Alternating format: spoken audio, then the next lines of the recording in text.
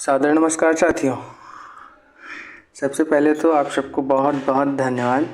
आपने हमें पिछली वीडियो में जो स्नेह दिया उसी का परिणाम है कि मैं दूसरी वीडियो बनाने के लिए विवश हुआ हूँ, जिसके लिए आप सबका बहुत बहुत धन्यवाद। आज हम अगली वीडियो की तरफ चलेंगे। ये हमारी दूसरी वीडियो होगी। पहली वीडियो इसके पहले है, आप बेहतर समझने के लिए पहली वीडियो देख सकते हैं। तो चलिए, पिछली वीडियो में हमने कॉन्स्टिट्यूशन असेंबली और कॉन्स्टिट्यूशन से संबंधित जो भी जानकारियाँ थी, unique features of constitutions, everything हम लोग जान चुके थे। आज हम आगे चलते हैं। तो आज हम कॉन्स्टिट्यूशन का सैलिएंट फीचर जानेंगे कि कॉन्स्टिट्यूशन के फीचर्स क्या क्या हैं। हमने कॉन्स्टिट्यूशन के बारे में लगभग बेसिक डिटेल्स इंट्रोडक्शंस ले लिया था। अब हम आज कॉन्स्टिट्यूशन के सैलिएंट फीचर को जानेंगे। तो हमारे कॉन्स्टिट्यूशन का सबसे पहला सैलिएंट फीचर क्या है? सबसे फर्स्ट कॉन्स्टिट्यूशन का salient feature constitution is a lengthiest constitution. Our constitution is a lengthiest constitution. विश्व का सबसे लेंथीएस्ट कॉन्स्टिट्यूशन अगर कोई है तो इंडिया का कॉन्स्टिट्यूशन है, जिसमें नियर अबाउट 480 आर्टिकल्स हैं आज के डेट में। फाइनली तो 395 थे, बट अभी अमेंडमेंट के बाद, संशोधन के बाद 480 कॉन्स्टिट्यूशन हो चुके हैं। 25 पार्ट्स के आसपास पहुंच चुका है। 12 शेड्यूल, जब स्टार्टिंग में इसमें 8 शेड्यूल था, अब कॉन्स्टिट्यूशन अमेंडमेंट के साथ साथ 12 शेड्यूल हो चुके हैं। हालांकि ये जो 480 आर्टिकल हैं ये नॉर्मली नहीं है, ये फाइनली 395 ही आर्टिकल हैं, बट इसमें एड ऑन हुआ है। जैसे आर्टिकल 20 था तो फिर इसमें आर्टिकल 20A हो गया अमेंडमेंट के बाद। ऐसे ऐसे बढ़ते बढ़ते आज के डेट में 480 आर्टिकल। विश्व के किसी भी कॉन्स्टिट्यूशन में इतने ज़्यादा आर्टिकल्स नहीं होंगे। Indian constitution is a lengthiest constitution. अब क्वेश्चन ये है कि इंडियन कॉन्स्टिट्यूशन इतना लेंथीएस्ट क्यों है? इसका फैक्टर क्या है? What is the reason of the lengthiest? तो फैक्टर क्या क्या है? फैक्टर, सबसे पहला फैक्टर कि Indian constitution is a borrowed constitution. हम पिछली क्लास में ही पढ़े थे कि Indian constitution is a borrowed constitution. Borrowed constitutions है, but not entirely borrowed, completely borrowed नहीं है। बट हाँ, कुछ चीज़ें अदर कॉन्स्टिट्यूशन से सेम ली गई हैं, तो वो इस वजह से पूरा प्रॉपर जो भी लिखा था तो पूरा प्रॉपर तरीके से बोरोड करके फाइनली कंप्लीट लिख दिया गया है। तो फाइनली एक रीज़न ये है कि ये बोरोड कॉन्स्टिट्यूशन है। सेकेंड थिंग, इसमें SC, schedule caste, schedule types, other backward classes, सबके बारे में आप कुछ ना कुछ पाएंगे। हम कॉन्स्टिट्यूशन आगे पढ़ेंगे तो देखेंगे एससी एसटी के बारे में स्पेशल प्रोविजन, एसटी के बारे में शेड्यूल 5 शेड्यूल 6 अलग प्रोविजन, ओबीसी के बारे में अलग से प्रोसेस, सबके बारे में सबके हित में बात की गई है। इसलिए Indian constitution is a lengthiest constitution. Third thing क्या है? थर्ड थिंग है कि इंडियन कॉन्स्टिट्यूशन जो है वो सेंटर और स्टेट के रिलेशंस को भी बताता है। हम जब ये आर्टिकल आगे पढ़ेंगे, भाग 11 आर्टिकल 245 से 263 तक हम पढ़ेंगे कि 245 से 263 तक केवल यह डिफाइन किया गया है कि सेंटर और स्टेट के बीच में रिलेशंस क्या रहेंगे। एंड थर्ड ऑप्शन क्या है कि स्टेट और सेंटर बोथ के बारे में एक कॉमन कॉन्स्टिट्यूशन है। अभी आप अमेरिका में देखेंगे तो स्टेट का अपना अपना प्रोविजंस है। जैसे अभी इंडिया में खुद जम्मू कश्मीर, आर्टिकल 371 के पहले जम्मू कश्मीर का खुद का अपना कॉन्स्टिट्यूशन हुआ करता था, बट इंडिया में ऐसा नहीं है। Indian constitution is the same for all. तो इंडिया का जो कॉन्स्टिट्यूशन है उसमें स्टेट और सेंटर ये सबका, यानी कि आज जो 28 स्टेट है, 2800 स्टेट का कॉन्स्टिट्यूशन है ये, प्लस स्टेट सेंटर का भी कॉन्स्टिट्यूशन है। तो इंडियन कॉन्स्टिट्यूशन में स्टेट और सेंटर सबके बारे में बातें लिखी गई हैं। ये रीज़न है कि Indian constitution is a lengthiest constitution. Third one of the most important thing is कि इंडिया के कॉन्स्टिट्यूशन में जो इंडियन कॉन्स्टिट्यूशन मेकर्स थे वो कोई भी चांस नहीं लेना चाहते थे कि इंडियन कॉन्स्टिट्यूशन में कुछ भी छोड़ें। वो कुछ भी छोड़ना नहीं चाहते थे। सब कुछ, छोटी से छोटी चीज़, बड़ी से बड़ी चीज़ को इंडियन कॉन्स्टिट्यूशन में इन अ डिटेल्ड मैनर में इंडियन कॉन्स्टिट्यूशंस जो भी बना रहे थे, उन्होंने देखेंगे आप कि एकदम प्रॉपर डिटेल मैनर में उन्होंने सब कुछ बताया हुआ है।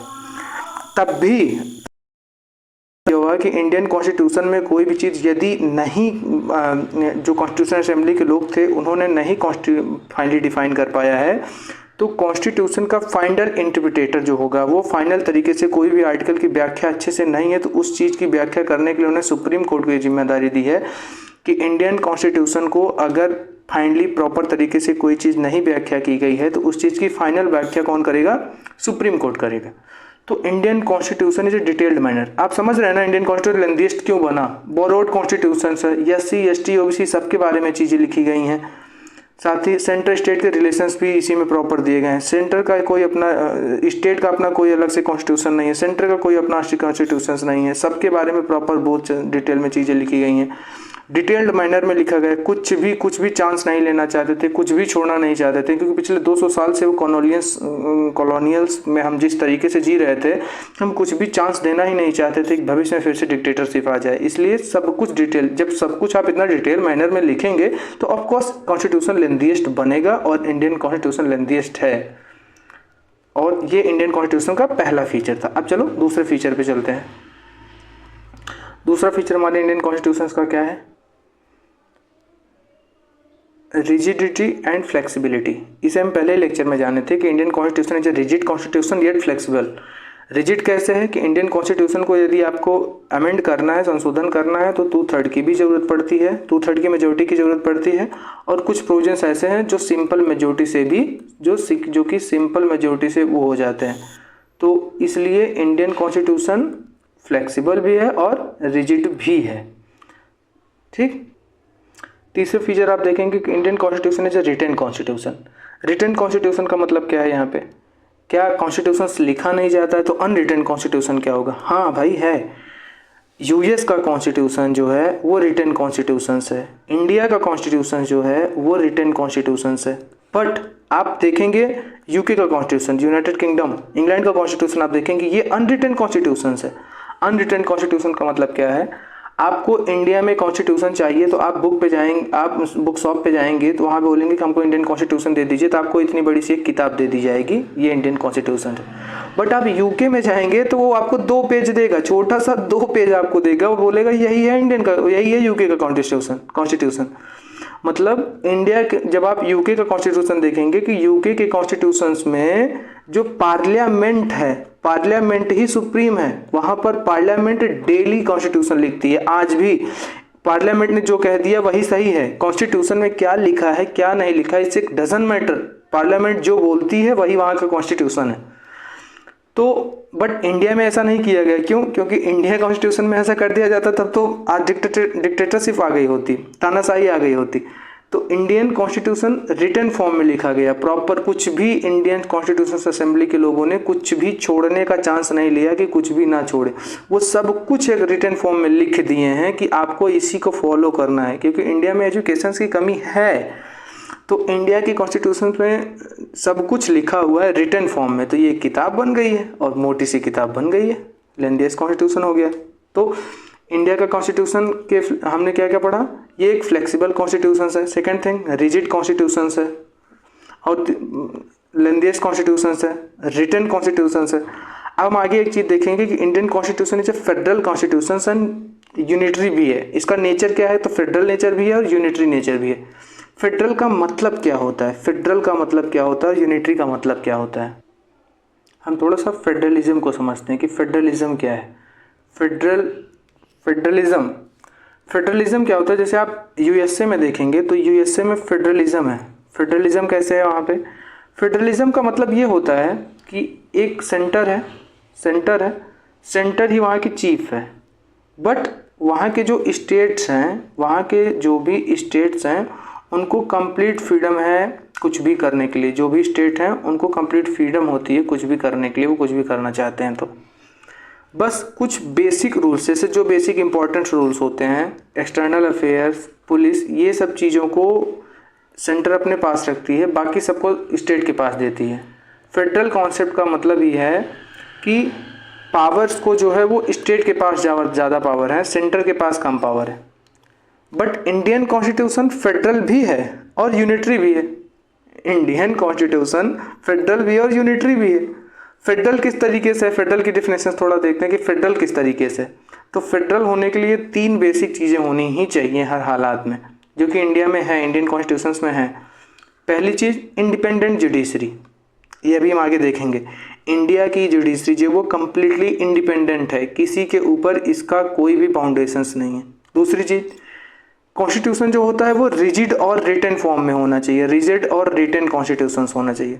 तो इंडिया का कॉन्स्टिट्यूशन रिटन है इंडिया का कॉन्स्टिट्यूशन रिजिड है, जो कि आपने अभी देखा कि इंडियन कॉन्स्टिट्यूशन रिजिड है भी है, फ्लेक्सिबल भी है, तो रिजिड भी है और रिटन फॉर्म में भी है, तो ये दूसरी क्राइटेरिया भी फेडरलिज्म की पूरी करता है। तीसरा कॉन्सेप्ट क्या है कि डुअल स्ट्रक्चर की गवर्नमेंट होनी चाहिए। डुअल स्ट्रक्चर की गवर्नमेंट मतलब स्टेट होना चाहिए और यूनियन होना चाहिए। तो इंडिया में स्टेट भी है और यूनियन भी है और इसकी अलग अलग पावर्स भी दी गई हैं कम्प्लीटली। कहाँ दी गई हैं? आर्टिकल 246 में, शेड्यूल 7 अभी हम आगे देखेंगे। इसमें पूरा state list, union list, concurrent list पूरा कंप्लीट डिफाइन किया गया है। आर्टिकल 276 में स्टेट और सेंटर की पावर्स को डिफाइन किया गया है प्रॉपर तरीके से। अगला फीचर है parliamentary form of government. Indian constitutions में पार्लियामेंट्री फॉर्म ऑफ गवर्नमेंट की बात की गई। इस चीज़ को लिया कहाँ से गया है, सोर्स क्या है? तो यूके से। हम पिछली वीडियो में देखे थे कि इसका सोर्स क्या है, यूके है। क्या होता है पार्लियामेंट्री फॉर्म ऑफ गवर्नमेंट? आगे आप देखेंगे कि इंडिया में पार्लियामेंट जो है वही किस तरीके से है। पार्लियामेंट में आप देखेंगे गवर्नमेंट होगी, government, executive, council of ministers, इसके बारे में पूरे जानेंगे, मंत्रिमंडल। और इस काउंसिल ऑफ मिनिस्टर जो होते हैं इनकी कलेक्टिव रिस्पॉन्सिबिलिटी होती है किसके ऊपर? लोकसभा के ऊपर, कलेक्टिव रिस्पॉन्सिबिलिटी। तो ये कलेक्टिव रिस्पॉन्सिबिलिटी का प्रिंसिपल जो प्रावधान है, काउंसिल ऑफ मिनिस्टर्स, तो ये कलेक्टिवली रिस्पॉन्सिबल्स होते हैं गवर्नमेंट फॉर्म करने के लिए, कलेक्टिव रिस्पॉन्सिबल होते हैं गवर्नमेंट फॉर्म करने के लिए। जैसे ये हमारी पार्लियामेंट हो गई, पार्लियामेंट में ये हमारी लोकसभा हो गई, ये हमारी राज्यसभा हो गई। आप देखेंगे कुछ मंत्री इसमें से लेकर के हमारी काउंसिल ऑफ मिनिस्टर्स बनाई जाएगी, काउंसिल ऑफ मिनिस्टर्स को फॉर्म किया जाएगा। ये जो काउंसिल ऑफ मिनिस्टर होगी ये कलेक्टिवली रिस्पॉन्सिबल्स होगी किसके ऊपर? लोकसभा के तहत। गवर्नमेंट किसी भी सरकार की तभी तक चलेगी जब तक इसका सपोर्ट पीएम को रहेगा, तब तक ही पीएम रहेगा। इनका कलेक्टिव रिस्पॉन्सिबिलिटी पीएम तक अच्छा, ये कलेक्टिव रिस्पॉन्सिबिलिटी का मतलब क्या होता है? जैसे अभी हम क्रिकेट में देखते हैं, कि क्रिकेट में अगर किसी एक पर्सन की वजह से इंडिया क्रिकेट जीतती है तो फाइनली उस व्यक्ति को क्रेडिट नहीं जाता है, पूरी टीम को क्रेडिट जाता है। और अगर इंडिया हारती है तो किसी एक पर्सन की वजह से अगर 1 रन से हार गई तो भी पूरा क्रेडिट पूरे ऑल ओवर टीम को जाता है। तो मतलब पूरी टीम जो है वो कलेक्टिवली रिस्पॉन्सिबल होती है इंडिया के जीतने और हारने के लिए। सेम वैसे ही ये collective responsibility of council of minister है कि यदि कोई एक पर्सन में कोई फॉल्ट आती है तो पूरे गवर्नमेंट को ब्लेम की जाएगी, पूरा गवर्नमेंट उसका निगेटिव उठाएगा।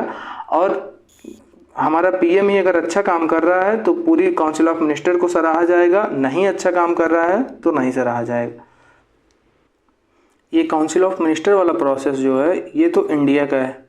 अब क्या इससे अलग भी कहीं पर है? तो हाँ, यूएसए इससे अलग है। यूएसए का जो अमेरिकन सिस्टम है वो क्या है? वहाँ पर एक सीनेट होगी, है और एक हाउस ऑफ पीपल। ये लोकसभा हो गई हमारे यहाँ की, ये राज्यसभा हो गई। वहाँ का जो हेड है वो प्रेसिडेंट ही वहाँ का हेड होता है। जो यूएसए का हेड होता है वो प्रेसिडेंट ही वहाँ का हेड होगा। प्रेसिडेंट जो होगा वो पार्लियामेंट का पार्ट नहीं है। इंडिया में पार्लियामेंट के अंदर ही प्रेसिडेंट, लोकसभा और राज्यसभा ये आती है। बट जब आप अमेरिका की बात करेंगे तो अमेरिका में प्रेसिडेंट जो है वो, राष्ट्रपति जो है वो संसद से पूरी तरीके से, पार्लियामेंट से कम्प्लीटली अलग है। जो प्रेसिडेंट है वो हेड ऑफ स्टेट है। अगर स्टेट में कोई प्रॉब्लम आती है तो उसका हेड जो है वो प्रेसिडेंट होगा। जबकि इंडिया में क्या है? इंडिया का जो प्रेसिडेंट है वो पूरे कॉन्स्टिट्यूशन का ही हेड समझ लेते हैं। Indian president is the first, पहला नागरिक जो है वो इंडिया का प्रेसिडेंट होता है।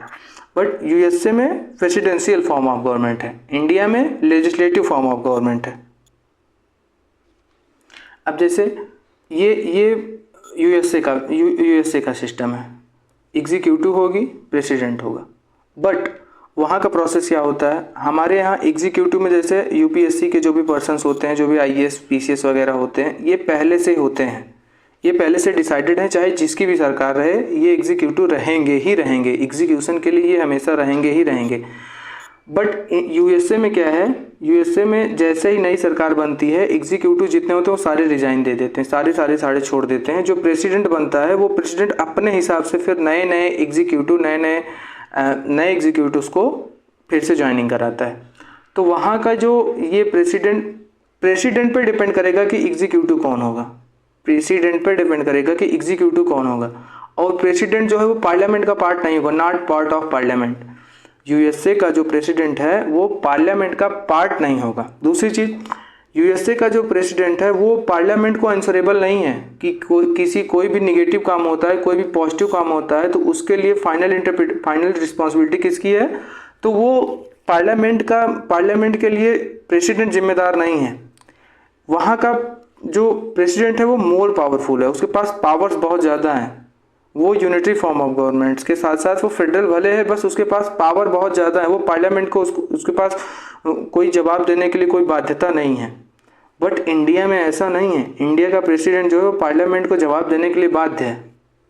इंडिया का प्रेसिडेंट तो कहा जाता है कि ये सिंबॉलिक होता है, सिंबॉलिक हेड होता है, बाकी एक्चुअल में हेड कौन है, काउंसिल ऑफ मिनिस्टर है।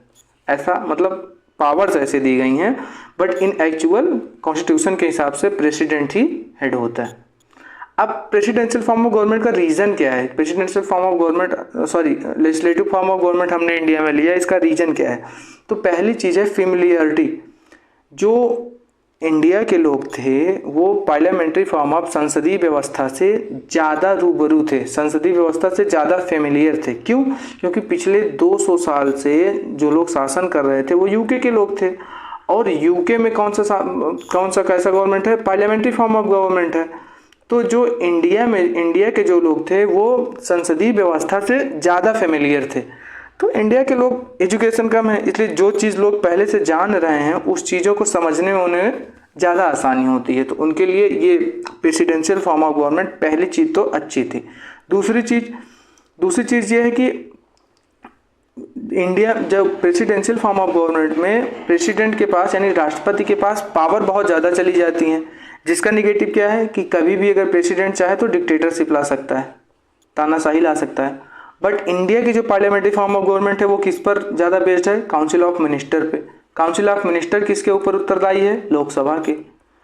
मतलब यदि सरकार में बने रहना है तो लोकसभा में विश्वास मत होना चाहिए। लोकसभा में विश्वास मत यानी प्रेसिडेंट काउंसिल ऑफ मिनिस्टर का जो है वो विश्वास होना चाहिए, और काउंसिल ऑफ मिनिस्टर का विश्वास रहेगा तभी प्रेसिडेंट तभी प्राइम मिनिस्टर रहेगा। और जब प्राइम मिनिस्टर रहेगा तो प्राइम मिनिस्टर और काउंसिल ऑफ मिनिस्टर के एड एंड एडवाइस पे ही प्रेसिडेंट काम करता है। तो मतलब पूरी गवर्नमेंट जो है वो संसद पे चलेगी, संसद कैसे काम कर रही है इसी पर पूरी गवर्नमेंट कंप्लीटली बेस्ड है। बट यूएसए में ऐसा नहीं है। यूएसए का जो प्रेसिडेंट है वो मोर पावरफुल है ना। तो दूसरा रीजन क्या था कि हमने क्यों पार्लियामेंट्री फॉर्म ऑफ गवर्नमेंट को अडॉप्ट किया, ताकि इंडिया में कभी डिक्टेटरशिप ना आए, इंडिया में कभी तानाशाही ना आए। जिस तानाशाही के हम पिछले 200 साल से गुलाम थे वो चीज़ हमें दोबारा ना झेलनी पड़े, इसलिए इंडिया में पार्लियामेंट्री फॉर्म ऑफ गवर्नमेंट है। और सेकेंड थिंग क्या है कि पार्लियामेंट्री फॉर्म ऑफ गवर्नमेंट में रिस्पॉन्सिबिलिटी ज़्यादा होती है, मोर रिस्पॉन्सिबल होता है। मोर रिस्पॉन्सिबल कैसे होता है, हम आप अभी जस्ट लोकसभा का इलेक्शन हुआ था, सबको वोट दिए, अपने अपने सांसद को चुन करके संसद में भेजे।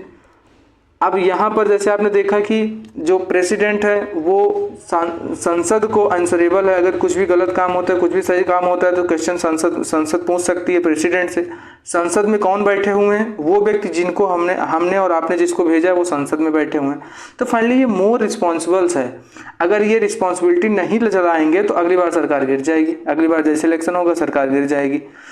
तो दूसरी चीज़, इंडिया में डिक्टेटरशिप ना आए इसलिए पार्लियामेंट्री फॉर्म ऑफ गवर्नमेंट है, तानाशाही कभी ना आए। इंडिया में जो भी लोग हमारे ऊपर शासन करें वो प्रॉपर तरीके से रिस्पॉन्सिबल रहें, ये रीज़न है पार्लियामेंट्री फॉर्म ऑफ गवर्नमेंट का। चलिए अब अगले फीचर पे चलते हैं। अगला फीचर है हमारा फंडामेंटल राइट। अभी हम पढ़ेंगे भाग 3।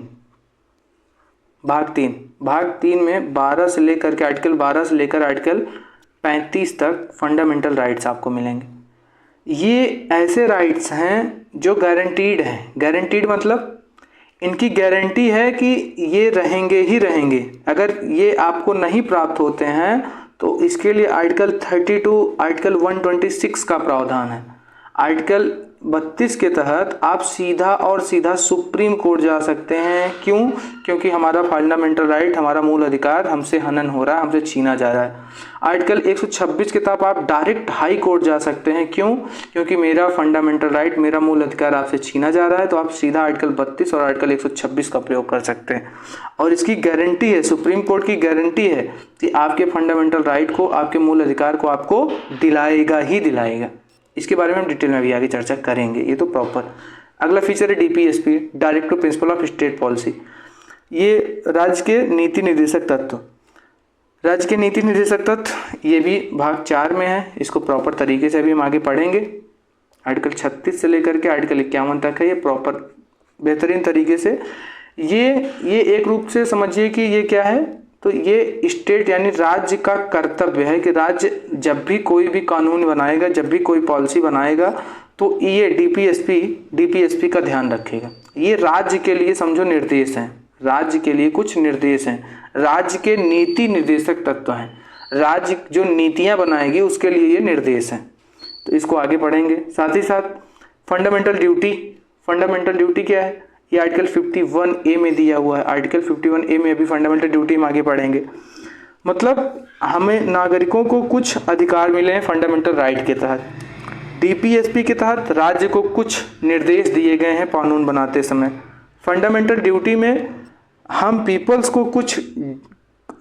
का भी तो कुछ कर्तव्य है, उसको डिफाइन किया गया है कि जब नागरिक आप भारत के नागरिक हैं, आपकी भी तो कुछ ड्यूटी बनती है। इसे फंडामेंटल ड्यूटी में डिफाइन किया गया। अगली चीज़ क्या है, इंडिया की जो डेमोक्रेसी, अभी हमने पार्लियामेंट्री फॉर्म ऑफ गवर्नमेंट पढ़ा। इंडिया की जो डेमोक्रेसी है वो रिपब्लिक डेमोक्रेसी है। ये क्या होता है रिपब्लिक डेमोक्रेसी? क्या कोई अलग भी डेमोक्रेसी होती है? तो हाँ, आप ब्रिटेन में देखेंगे, ब्रिटेन में आपको मोनार्कियल क्या बोलते हैं, डेमोक्रेसी मिलेगी। ब्रिटेन में भी डेमोक्रेसी है, इंडिया में भी डेमोक्रेसी है, बट इंडिया की डेमोक्रेसी क्या है? Republic democracy. बट ब्रिटिश की डेमोक्रेसी क्या है? मोनार्कियल डेमोक्रेसी है। अब इन दोनों में अंतर थोड़ा सा देखेंगे। मोनार्कियल डेमोक्रेसी क्या होती है? ये हेरिडेटरी बेस पर होती है। हेरिडेटरी बेस मतलब राजा का बेटा राजा बनेगा, उसका बेटा राजा बनेगा, उसका बेटा राजा बनेगा। ये हेरिडेटरी फॉर्म ऑफ गवर्नमेंट है। बट इंडिया की जो डेमोक्रेसी है, इंडिया की डेमोक्रेसी जो रिपब्लिकन फॉर्म में है। डेमोक्रेसी दो टाइप की होती है, एक रिपब्लिक, एक मोनार्की। तो इंडिया की डेमोक्रेसी रिपब्लिकन है, जबकि यूके की डेमोक्रेसी वो मोनार्कियल है। मोनार्की क्या है? मैंने आपको बताया कि ये हेरिडेटरी फॉर्म में होता है। राजा का बेटा राजा, फिर उसके बाद राजा, फिर उसके बाद राजा। अब इंडिया की रिपब्लिकन डेमोक्रेसी का अंतर क्या है? रिपब्लिकन डेमोक्रेसी का मतलब क्या है? रिपब्लिकन डेमोक्रेसी का मतलब ये होता है कि इंडिया का जो प्रेसिडेंट है वो डायरेक्टली या फिर इनडायरेक्टली किसके द्वारा चुना जाता है? तो इंडियंस के द्वारा चुना जाता है। डायरेक्टली या इनडायरेक्टली इलेक्शंस के माध्यम से इंडियंस के द्वारा ही चुना जाता है। मतलब जो हमारा हेड है, हमारा प्रमुख कौन है? प्रेसिडेंट यानी राष्ट्रपति। हमारे राष्ट्रपति को कौन चुन रहा है? तो हम इंडियंस ही चुन रहे हैं। जबकि यूके में क्या हो रहा है? वहाँ मोनार्कियल डेमोक्रेसी है। वहाँ की जो रानी है या राजा हैं वो, उनको कोई चुन नहीं रहा है। वो रानी थी, उनकी बेटी रानी बनेगी, उनका बेटा राजा बनेगा। इस तरीके से वहाँ पर ये मोनार्कियल फॉर्म है। बट इंडिया तो इन चीज़ों को इतना भुगत चुका था मिडवल इंडिया में, कि अब इंडिया ये नहीं चाहता था। इंडिया चाहता था कि हम अपने हेड को भी चुने। तो इंडिया ने रिपब्लिकन फॉर्म ऑफ गवर्नमेंट को अडॉप्ट किया, रिपब्लिकन डेमोक्रेसी को अडॉप्ट किया। तो इस प्रकार हम जान चुके, ये फंडामेंटल राइट हो गया, DPSP हो गया, फंडामेंटल ड्यूटी हो गया, रिपब्लिकन फॉर्म ऑफ डेमोक्रेसी है इंडिया में, ये हमने जाना कि मोनार्कियल फॉर्म ऑफ डेमोक्रेसी क्या है, रिपब्लिकन। अगली चीज़ क्या है? India is a secular state. अब ये क्या होता है? India is a secular state. इसको हम अभी आगे उसमें पढ़ेंगे, प्रियम्बल जब प्रस्तावना पढ़ेंगे तब उसमें पढ़ेंगे। उसमें सेकुलर नामक शब्द का यूज किया गया है। हालांकि बेसिकली यहाँ पर केवल इंट्रोड्यूस हो जाते हैं कि ये एक वेस्टर्न कॉन्सेप्ट है, ये वेस्टर्न से आया था। इसका मतलब ये है कि इंडिया का कोई भी अपना धर्म नहीं होगा, यानी इंडिया का कोई अपना प्रॉपर धर्म नहीं होगा। इंडिया सर्वधर्म समभाव की सिस्टम से चलेगा कि इंडिया सभी धर्मों को समान तरीके से इंडिया सबके साथ ट्रीट करेगा, किसी के साथ अलग व्यवहार नहीं करेगा, किसी को अलग से पैसा नहीं खर्चा किया जाएगा। राज्य नीतियां बनाते समय स्पेशल किसी धर्म को ध्यान में रख करके नीतियां नहीं बनाएंगी। तो India is a secular concept. Secularism का पूरा प्रोसेस अभी हम आगे समझेंगे। हालांकि ये वेस्टर्न से भले लिया गया है, लेकिन ये वेस्टर्न के कॉन्सेप्ट से कम्प्लीटली अलग है। अलग कैसे, किस तरीके से कि वेस्टर्न का जो सेकुलरिज्म का कॉन्सेप्ट होगा वो प्रोसेस ये होगा कि राज्य जो है, वो जो धर्म है वो राज्य में हस्तक्षेप ना करे, ये रीजन है। और इंडिया का सेकुलरिज्म का कॉन्सेप्ट ये है कि राज्य जो है वो धर्म में हस्तक्षेप ना करे। उल्टा क्या है, यहाँ पर धर्म राज्य में हस्तक्षेप ना करे, बट जबकि इंडिया में क्या है कि राज्य जो है वो धर्म में हस्तक्षेप ना करे। इस पर रिस्ट्रिक्शंस लगाए गए हैं। प्रॉपर तरीके से इसको अभी हम आगे प्रियम्बल जब पढ़ेंगे तब प्रॉपर तरीके से इसको समझेंगे। अगला कॉन्सेप्ट हमारा है independent, impartial, integrated judiciary. Judiciary हम प्रॉपर तरीके से पढ़ेंगे, बट अभी के लिए जानते हैं कि इंडियन जुडिशरी जो इंडिपेंडेंट है। इंडिया की जुडिशरी जो भी डिसीजन देती है उस पर जो संसद है किसी भी प्रकार से प्रतिबंध नहीं लगा सकती। संसद और जुडिशरी पूरी तरीके से अलग है। जुडिशरी जो है वो संसद के कार्यों में काम में हस्तक्षेप नहीं करेगी, और संसद जो है वो जुडिशरी के कामों में हस्तक्षेप किसी तरीके से कोई भी हस्तक्षेप नहीं करेगा। इसका सिंपल मतलब होगा कि इंडिया में परिचित तो इंटीग्रेटेड जुडिशरी किस तरीके से, ये तरीका है इंडिया की जुडिशरी का। यहाँ पर सुप्रीम कोर्ट है, यहाँ पर हाई कोर्ट है, यहाँ पर अदर लोअर कोर्ट है। मतलब सुप्रीम कोर्ट केवल एक रहेगी, हाई कोर्ट कई होंगे, लोअर कोर्ट बहुत सारे होंगे। इसके डिसीजंस को ये फॉलो करेगा, इसके डिसीजंस को ये फॉलो करेगा। ये कंप्लीटली एक दूसरे से बंधे होंगे, इंटीग्रेटेड होंगे। और ये सेपरेट जुडिशरी क्या है, इंडिपेंडेंट है। और ये तो इंटीग्रेटेड का कॉन्सेप्ट हुआ कि एक दूसरे से बंधे हुए होंगे। ये तो इंटीग्रेटेड का कॉन्सेप्ट हुआ कि इंडियन जुडिशरी जो एक दूसरे से प्रॉपर तरीके से बंधी हुई है।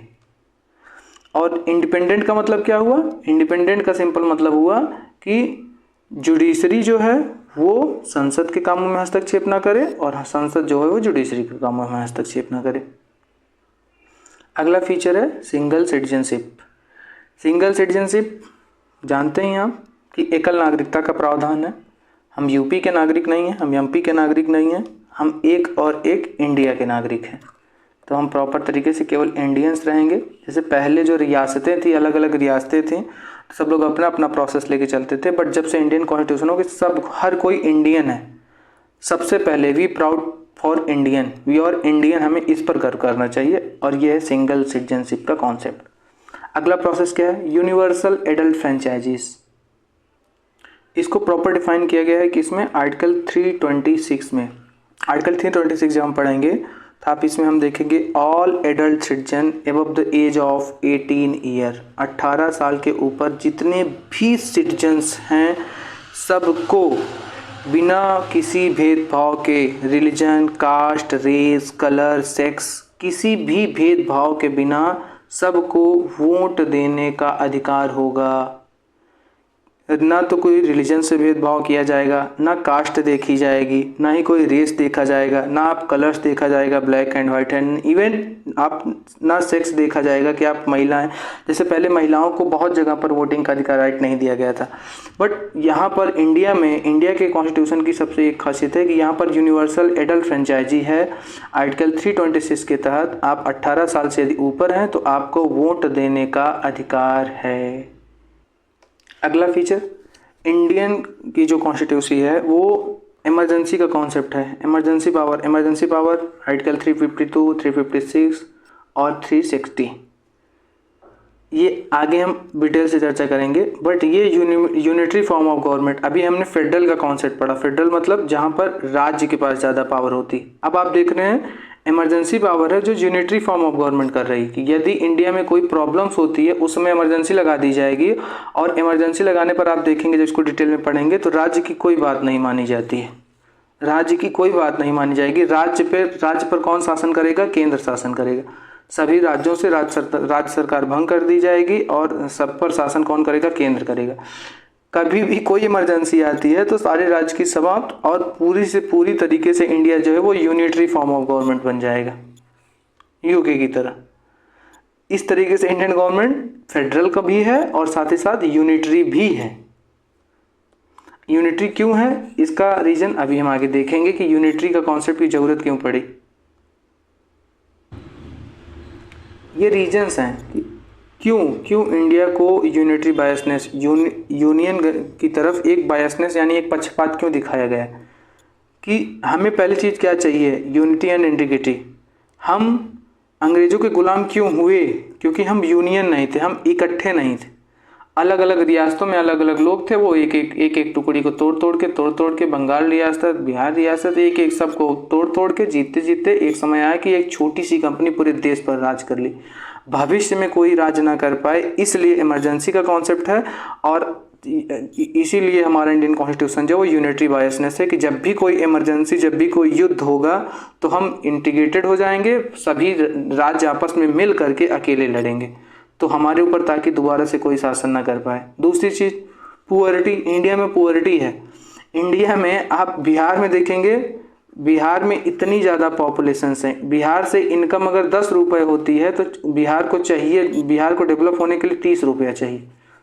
और साउथ इंडियन से भी तमिलनाडु को अगर 20 रुपया इनकम होती है तो उसको डेवलपमेंट के लिए केवल 15 में ही हो जाता है। जो यूनिटरी कॉन्सेप्ट है, यूनिटरी कॉन्सेप्ट से क्या होता है, जो केंद्र सरकार है वो साउथ इंडियन से टैक्स को लेकर के बिहार में जो है वो सहायता प्रदान करेगी, अनुदान प्रदान करती है। तो मतलब पूरे होल इंडिया को डेवलप होने के लिए ज़रूरी था ये यूनिटरी बायसनेस कि केंद्र सरकार ज़्यादा मजबूत हो। केंद्र सरकार ज़्यादा मजबूत होने के लिए, पुअर्टी हटाने के लिए केंद्र सरकार का ज़्यादा मजबूत होना चाहिए। इंडस्ट्रियलाइज करने के लिए कोई एक अलग राज्य जो है वो इंडस्ट्रियलाइजेशन नहीं कर सकता है। अगर केंद्र सरकार मजबूत है तो इंडस्ट्रियलाइजेशन होगा। लिमिटेड रिसोर्सेस, इंडिया के पास खर्च ज़्यादा है और रिसोर्स बहुत कम है। भाई हमारे पास नॉर्मली इनकम कितनी है? 10,000 की, और हमारे पास खर्चा कितना है? 30,000 का। तो जो केंद्र सरकार है, इसलिए इस पर प्रॉपर कंट्रोल होना चाहिए कि भाई पैसा 10 ही रुपया है, खर्चा 30 रुपये का है, तो ये 10 रुपये पहले वहाँ खर्च हो जहाँ ज़्यादा आवश्यकता है, जिसकी हमें सख्त ज़रूरत है। इसलिए यूनिटरी कॉन्सेप्ट का प्रोसेस है। तीसरी चीज़ एक्सटर्नल थ्रेट। हमें जैसे बताया कि 200 साल पहले इंडिया को कैसे लोगों ने थ्रेट था, एक्सटर्नल थ्रेट कैसे हुआ था, बाहरी युद्ध से अंग्रेजों ने कैसे हमारे ऊपर हमला करके हमें जीत लिया था, भविष्य में दोबारा ना हो, इसलिए यूनिटरी कॉन्सेप्ट है। यूनिफॉर्म अप्रोच, सबके लिए सेम अप्रोच हो, अलग यूपी ना हो, अलग बिहार ना हो, अलग तमिलनाडु ना हो, सबको समान बनाने के लिए, सबके समानता के भाव के लिए, यूनिफॉर्म बनाने के लिए यूनिटरी बायसनेस का भी होना one of the most important thing. अगला फीचर सेपरेशन ऑफ पावर। अभी जब हम सेपरेशन ऑफ पावर को पढ़ेंगे तो देखेंगे शेड्यूल 7, जिसमें आप देखेंगे कि वही राज्य सूची, केंद्र सूची, समवर्ती सूची, राज्य को क्या काम करने हैं, राज्य के क्या पावर्स होंगे, केंद्र की क्या पावर्स होंगे सर। उसके बाद केंद्र राज्य संबंध जब भी पढ़ेंगे भाग 11 में, तब देखेंगे कि राज्य की क्या क्या पावर्स हैं, राज्य कहाँ से टैक्स वसूल सकता है, समवर्ती यानी केंद्र और राज्य दोनों मिल करके क्या काम करेंगे। In completely separation of powers का कंप्लीटली सेपरेट अलग अलग किया गया है कि किसकी क्या क्या पावर्स होंगी, ये प्रॉपर तरीके से डिफाइन किया गया है। इसी के साथ हम एक चीज़ और जान लेते हैं, फेडरल का कॉन्सेप्ट पढ़े थे। फेडरल को देखेंगे कि इंडिया में फेडरलिज्म की ज़रूरत क्यों है। इंडिया में जैसे यूनियन होना ज़रूरी है, ऐसे फेडरल होना क्यों ज़रूरी है, इसको देख लेते हैं। जो फेडरलिज्म का कॉन्सेप्ट आया था वो कहाँ से लिया गया था, तो आर्टिकल ये गवर्नमेंट ऑफ इंडिया एक्ट 1935 से लिया गया था। इसकी ज़रूरत क्यों है कि India is a diverse country. India में आप देखेंगे नागालैंड, यहाँ पर तो कहा जाता है कि जहाँ आप 4 किलोमीटर चल देते हैं तो पानी का टेस्ट बदल जाता है, और 10 किलोमीटर चल देते हैं तो लैंग्वेज बदल जाती है। इतने डाइवर्स कंट्री में केवल आप एक दिल्ली में केवल एक सरकार बनाते कि दिल्ली में केवल एक सरकार रहेगी, तो बताओ सरकार कैसे चलती। फेडरल तो होना ही होना था, यदि नहीं फेडरल लगते तो ये मेरे लिए, आपके लिए, हमारे लिए, सबके लिए मुश्किल था। सोचिए एक नागालैंड में बैठा हुआ आदमी, अगर उसके घर में पानी नहीं आ रहा है और यूनियन का कॉन्सेप्ट होता है, तो पहले क्या करता, पहले कलकत्ता आता, कलकत्ता में फ़्लाइट लेता, कोलकाता से फ़्लाइट लेकर के वो कहीं दिल्ली पहुंचता। दिल्ली जब वो पहुंचता तो दिल्ली को नागालैंड के किसी व्यक्ति को कोलकाता, कोलकाता से फिर दिल्ली पहुंचने भर में तो उसकी पूरी दुर्गति हो जाती, उसकी हालत ख़राब हो जाती।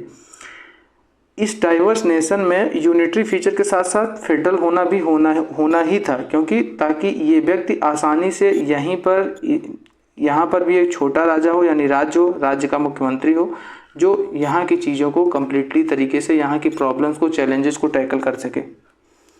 तो दूसरा रीजन्स क्या था फेडरलिज्म का, कि India is a diverse nation, so we need federal concept. Democratic nature, यानी एक छोटे से छोटे व्यक्ति का भी उसमें हस्तक्षेप रहे और उस तक भी राज्य की पहुंच रहे, इसलिए फेडरल कॉन्सेप्ट चाहिए।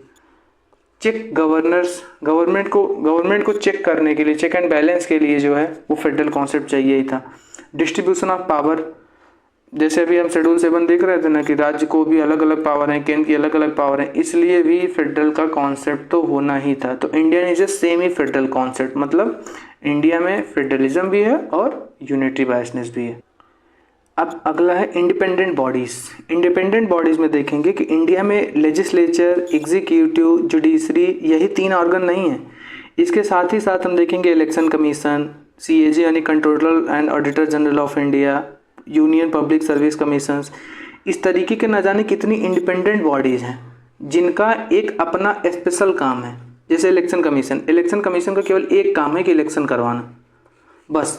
अब इलेक्शन, संसद इलेक्शन नहीं करवाएगी, है ना, या जुडिशरी न्यायपालिका इलेक्शन नहीं कराएगी। इसको कराने के लिए इंडिपेंडेंट बॉडीज़ हैं, स्वतंत्र बॉडीज़ हैं कुछ, जो इलेक्शन करवाएंगी। तो ये इलेक्शंस कमीशंस और ये सारी चीज़ें क्या हो गई, इंडिपेंडेंट जुडिशरी हो गई। तीसरा फीचर हम भी जैसे देखते हैं कि 3 टायर ऑफ गवर्नमेंट। इंडिया में 3 फेज़ में गवर्नमेंट है। पहले यूनियन, दिल्ली की सरकार, उसके बाद जैसे हम यूपी से हैं तो यूपी में आप देखेंगे राज्य सरकार, लखनऊ। उसके बाद भी अभी हम और नीचे आएंगे तो तीसरा टायर भी है, जो गांव है तो ग्राम पंचायत, अगर नगर है तो नगर पंचायत, नगर पालिका। मतलब कि यदि आपको कोई छोटी मोटी समस्या है तो आप नगर पंचायत चले जाइए, उससे बड़ी समस्या है तो आप आप विधानसभा में जाएंगे, लखनऊ जा रहे हैं, उससे बड़ी प्रॉब्लम है तो आप केंद्र जाएंगे। ये इस पूरी चीज़ों को इतना बांध के रखा गया है।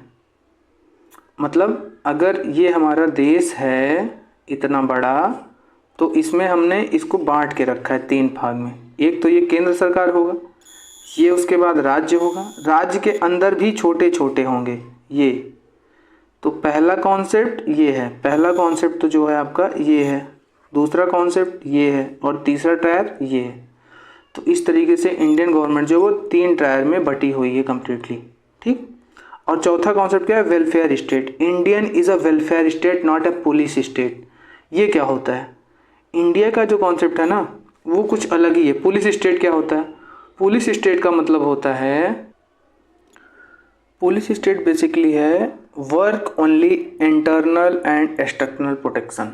मतलब जैसे गांव में या नगर में एक पहरेदार होता है, रात में जागते रहो चिल्लाता है। उसका काम क्या है कि वो बाहर से आपको प्रोटेक्शन देगा कि भाई आप घर में सुरक्षित हैं, ये आपका घर है, आप घर में सुरक्षित हैं, आप घर में रहिए, कोई दिक्कत नहीं। ये एक पुलिस की तरह काम करता है कि आप घर में सुरक्षित हैं, इस बात को इंश्योर करता है। जागते रहो, हम जग रहे हैं, आप सोइए। लेकिन आपके घर के अंदर लड़ाई हो रहा है, झगड़ा हो रहा है, क्या हो रहा है, उससे इस पहरेदार को कोई फ़र्क नहीं पड़ता है। आप अंदर मर जाइए, जल जाइए, कोई गरीब है, कोई अमीर है, किसी के साथ भेदभाव हो रहा है, क्या हो रहा है, किसी से कोई लेना देना नहीं इस पहरेदार से। ये है पुलिस स्टेट जो नॉर्मली देशेस में है। But India is not a police state, India is a welfare concept. Welfare यानी कल्याणकारी राज्य का कॉन्सेप्ट है। इंडिया में जब आप देखेंगे तो पार्ट 4 देखेंगे हम लोग। इंडिया में पार्ट 4, जब इंडिया का कॉन्स्टिट्यूशन पार्ट 4 देखेंगे, पार्ट 4 में आप देख रहे हैं कि राज्य के लिए भी कुछ राज्य को निर्देश दिए गए हैं कि भाई आप इन कॉन्सेप्ट में पहला काम तो आप देश की रक्षा तो करेंगे ही करेंगे। देश है, देश की तो आपको रक्षा प्रोटेक्शन तो देना ही देना है। उसके साथ ही साथ आपको देखना है कि अगर इसके अंदर किसी के साथ भेदभाव हो रहा है, किसी के साथ बुरा बर्ताव हो रहा है तो आप उसमें भी इंटरफेयर करेंगे। एग्जाम्पल के तौर पे देखते हैं आर्टिकल 15, आर्टिकल 16, आर्टिकल 17, आर्टिकल 23। किसी के साथ शोषण हो रहा है तो उसमें भी राज्य इंटरवीन कर रही है। आर्टिकल 17, अस्पृश्यता, किसी के साथ भेदभाव, छुआछूत ना हो।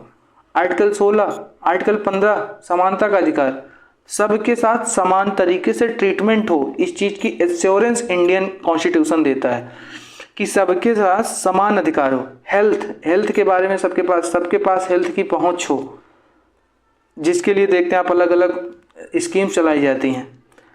एजुकेशन सबके पास हो, अमेंडमेंट किया जा चुका आर्टिकल 21 में, आर्टिकल 21A अमेंडमेंट किया जा चुका। शिक्षा का अधिकार, छोटे से बच्चों को निःशुल्क शिक्षा दी जाए, 14 साल तक के बच्चों को निःशुल्क शिक्षा का अधिकार, सर्व शिक्षा अभियान, लाइवलीहुड, सबको भोजन मिले, सबको खाने का। ये नहीं कि केवल प्रोटेक्शन, देखिए आप इंडियन कॉन्सेप्ट जो है वो केवल आपको प्रोटेक्शन नहीं प्रोवाइड कर रहा है कि आप केवल प्रोटेक्ट हैं, आपके ऊपर कोई बाहरी देश आपके ऊपर कोई हमला नहीं कर सकता है। इंडिया की सरकार ये भी इंश्योर कर रही है कि आपको दोनों टाइम का खाना मिलना चाहिए, पब्लिक डिस्ट्रीब्यूशन सर्विस, आपको 2 टाइम का खाना मिले, आपका हेल्थ अच्छा रहे जिसके लिए आपको हेल्थ स्कीम चलती है, आपका एजुकेशन अच्छा रहे, सर्व शिक्षा अभियान, निःशुल्क शिक्षा। मतलब ये वेलफेयर कॉन्सेप्ट है, आपको प्रोटेक्शन ही नहीं दे रहा है, आपको जीने का भी राइट दे रहा है, आप जिए भी अच्छी तरीके से जिए। तो Indian constitution is a welfare concept, not a police state. Police state क्या होता है हमने समझा, पुलिस स्टेट केवल आपको प्रोटेक्शन प्रोवाइड करता है, उसके अंदर आप कैसे हैं क्या नहीं उससे कोई फर्क नहीं पड़ता है। But Indian constitution is a welfare concept जो आपके भविष्य को भी सोचता है कंप्लीटली। तो ये हमारा रहा आज का इंडियन कॉन्सेप्ट, इंडियन कॉन्स्टिट्यूशन का सैलिएंट फीचर। यदि आपको लेक्चर हमारा पसंद आया है तो आप हमें बता सकते हैं, और साथ ही साथ यदि आपको कोई भी समस्या है, कोई भी प्रॉब्लम है तो आप कमेंट बॉक्स में हमें बता सकते हैं कि हमें क्या इम्प्रूव करना है, आपको क्या समझ में नहीं आया, कोई भी दिक्कत है तो आप हमें कमेंट बॉक्स में बता सकते हैं। आपका बहुत बहुत धन्यवाद लेक्चर देखने के लिए।